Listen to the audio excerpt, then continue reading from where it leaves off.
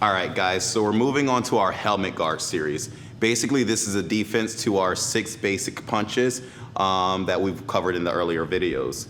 What I want to do is create a barrier between the oncoming attack and its target, which typically should be my face. First, let's address those 2 straight punches, my jab and my cross. What I want to do is elevate the same side hand that's directly across from whatever side attack. So assuming that my opponent is in the same stance that I'm in, if they throw, let's go with the jab first, they throw that jab, my same side arm that's directly in front of their attacking arm is going to be my defending arm. All right, so when she throws her left, I'm picking up my right to shield myself. Notice what I'm doing here. My hand is directly on my forehead. I don't want any gaps in between. The momentum of her punch could possibly drive my hand right back into my face, causing an attack of, me punching myself in the face. So what I like to do is keep that gap filled with my hand, nice and tight and firm, attached to my forehead. So when she drives, the whole body absorbs the impact and not just the single limb. I also want to make sure my forearm to elbow is pointed directly down because there's no telling how low or high that attack will be. I cover a little bit more surface with that elbow pointing directly down. All right. Last but not least, I still want to apply that same concept of keeping my chin tucked and my shoulders up, bracing myself for this impact. One more time, she throws that jab. I block with urgency. For her cross, once again, that same side arm is managing the same side oncoming attack. Nothing changes here. I built a strong frame between that attack and its actual target, my face. Elbow pointing down. For the hooks, punches 3 and number 4. These are a little different. I have to create that same barrier as I did with those straight punches on the side of my face.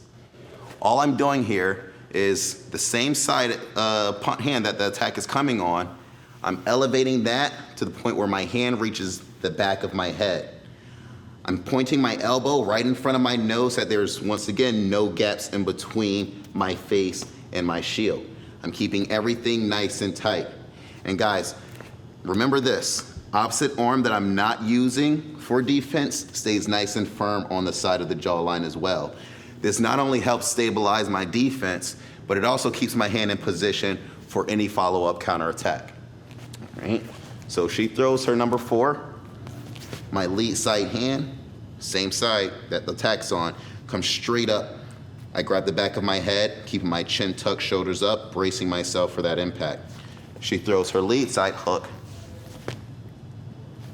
Same exact action. The same side arm on the side of the oncoming attack elevates. I reach to the back of my head, keeping my elbow nice and tight to my nose line. All right. Last but not least, defense against uppercuts, lead and rear side, punches number 5 and 6. Not too much different from my hook style defense. I'm still elevating my hand to the point where it reaches the back of my head. The only difference with this variation is to cut off access to my chin underneath my nose. What I have to do is put a barrier in front of that attack and its target. So what I'm doing is crossing my elbow right across my sternum. The path is typically beneath my chin, so what I want to do is make sure that area beneath my chin is covered, blocked. All right, so she throws her number 6. Hand reaches the back of my head, my elbow crosses that center line, crosses that sternum line level, and it blocks the punch to my chin. Opposite side hand remains nice and tight. She throws that number 5. Once again, just like that hook style defense, my hand reaches to the back of my head.